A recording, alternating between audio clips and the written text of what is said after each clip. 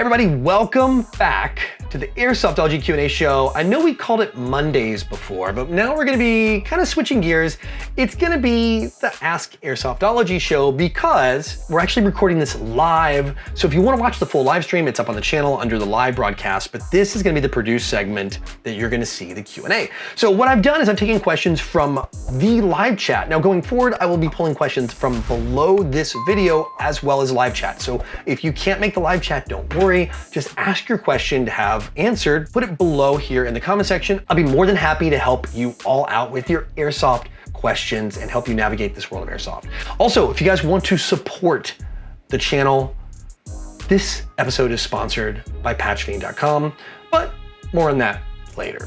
Let's now dive on into what you're really here for, and that's your questions in the live Ask Airsoftology chat. Jalu asks, what's your take on the current state of Airsoft? It's been a while since I've heard you speak, and it feels like casual Airsoft might be losing momentum while SpeedQB is gaining it. So yes, that has been a big trend, and we were talking about this in the live chat right before the show, and I'll kind of give you some feedback of what everybody here has been seeing. What we're seeing is if you're at an indoor field, by and far, it is becoming Speedsoft. And I think if you go back 3-ish years, a lot of fields, at least specifically me speaking for US and even here in Taiwan where I live, were very resistant of the Speedsoft move. They were really pushing back. Some of the more professional or more advanced Speedsoft players can be hyper aggressive. They're gonna run HPAs, platforms are gonna be shooting a lot of BBs a second, and a lot of players have a bad situation. And if you own a field as a field owner,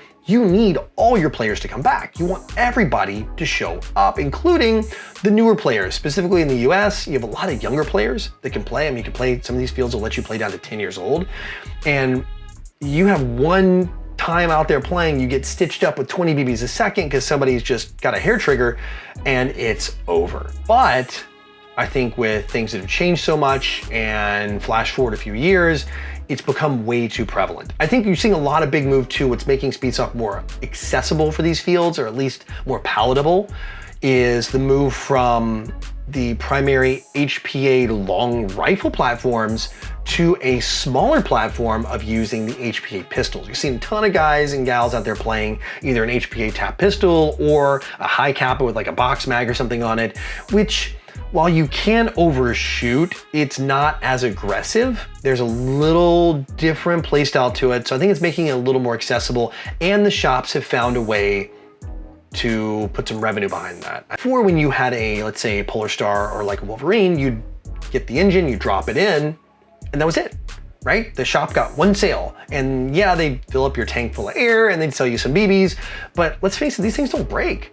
And it's really tough for a shop to survive if you're not continually coming back to buy parts and things. And I think when you move to the gas blowback system like the pistols, there's still some maintenance involved in these upgrades and the tuning and all the styling that comes with it, and the ability to make decent money on these slides. There's pretty good profit margins actually. So I think now that there's money behind it, the shops are getting behind it. Now, what's interesting was I talked in chat and you said you were seeing actually the Speedsoft move to outdoor. I kind of want to ask you watching the show right now, what's your experience with the Speedsoft style play in an outdoor field? And I'm not talking like just the tight like SpeedQB field, like at your outdoor field, but like you have a proper like outdoor field.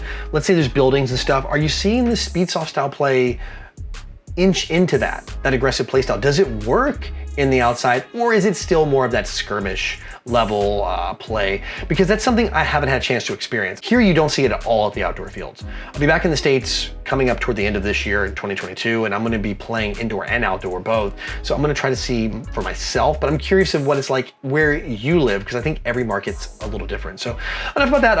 I think definitely Speedsoft is here to stay, and it's gonna be really hard to uproot it, especially at the indoor fields. I think it's kind of the de facto standard.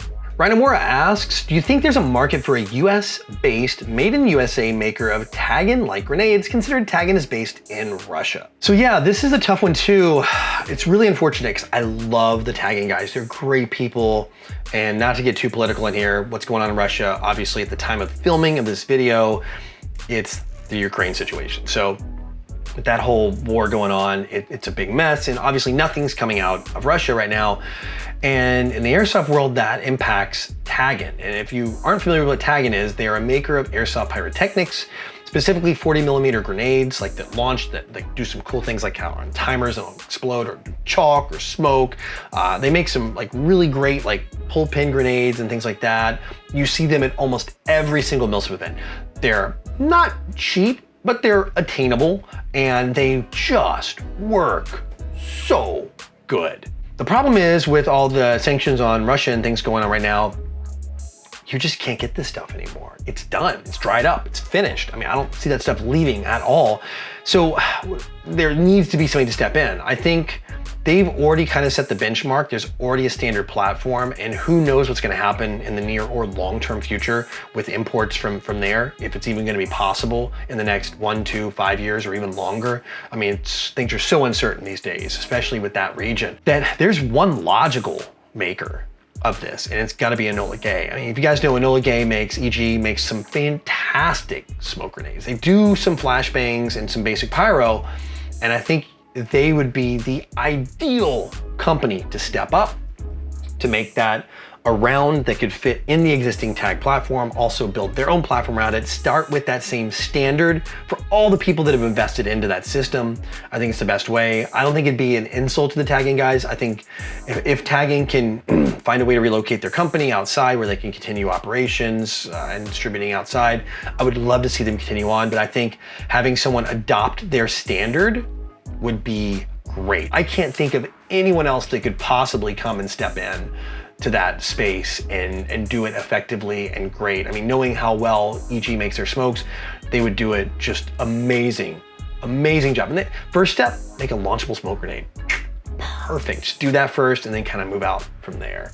All right, Luke Riot asked in chat, effects of the pandemic on Airsoft. I've noticed that the media presence greatly reduced, but that could also be due to YouTube ad revenue. So yeah, you've seen a lot of media pull back in Airsoft. And I think it's for a few reasons. And I'll kind of lay them out, especially here in Asia where I have access to a lot of great stuff. One, just nothing new's coming out. And I mean, nothing new, but there's not a lot new. And a lot of makers are doing their best because with supply chain issues right now and getting everything from raw materials to labor, that it's been a big challenge to get the products in. And where they used to make, let's say, 2,000 of something, they would only be able to make 1,000 of something. Some of these companies that aren't big enough have a lot more difficult time getting access to either vendors to make their little parts so they can put the big products together, or even getting the raw materials like aluminum and plastic. Those prices have gone through the roof. And then cost. These things are incredibly expensive now. So I think that's one big thing, is the lack of products. So YouTubers like myself don't have a lot to do. Gameplay, and I'll talk about how YouTube specifically handles this from a YouTuber's perspective. More than half my videos are immediately flagged for no revenue. That's more than half. If it's a product review video, almost always it's flagged for no revenue. I'll request a manual review. Now this is done automatically by YouTube. It's their robots, they hear words that I say like, you know, airsoft and gun and whatever. And then as soon as I just said it now, so I'm sure it's gonna get flagged. So the robot system will hear these words. It doesn't know what's in the video. It just hears these words. It does the text to speech thing, and boom, my video is all of a sudden no money. Like, so there is money out there in YouTube. There still is. In fact, the CPC, which is how much you get paid per thousand, or CPM, has actually gone up. But as an airsofter, our ability to reach into that bucket of money to monetize our videos, it's becoming more and more difficult. Like, we get our videos flagged, and this is from experience, you get this little yellow dollar sign instead of a green dollar sign, right? You get a green one that says, hey, you can make money on this video. You get a yellow one saying, no, only if they have YouTube Premium. So I have to go through this manual review process. Then it depends on this random magical person that lives somewhere. I don't even know where they exist, these people that review these things. I have to, like, if they look at it and they see a product in there that looks like something real, they're like, no, they don't even stop. They're probably spending half a second or 2 seconds or 3 seconds on my videos. And once you're declined on the review process, you have no third chance. It's like, it's been reviewed, we made our decision, and it's locked forever, never to be monetized again. So you'd have to go and just move on. So I think a lot of YouTubers are that. And you look at guys like Alphonse and Desert Fox and Jet and all those guys, and Dayton and House Gamers, if they go out and do a gameplay video, they spend a whole weekend filming and shooting and doing that, right? They spend an entire weekend going and playing, then days editing these things, right? And then just to have it demonetized, how do they make money? So in short, it's coming back around. It's very challenging. And I think only the guys that and gals out there that are doing this professionally, that have other ways to get revenue into their channel, like me, I've got a patch company I own, patchfiend.com. Shameless self-promotion. You can check out the link in the description below and pick up some cool morale patches, ships worldwide. That only those of us that find other ways to monetize our business and make money survive, and that's it. And I think there's not a lot of people that can do that. You can't just jump into YouTube and do that. It's really hard. So anyway, that's like a very long answer to the question, but I think you're seeing the airsoft YouTube world is shrinking, and it's going to continue to shrink until things shift on YouTube, and hopefully it will. Fingers crossed, because I want us all to grow.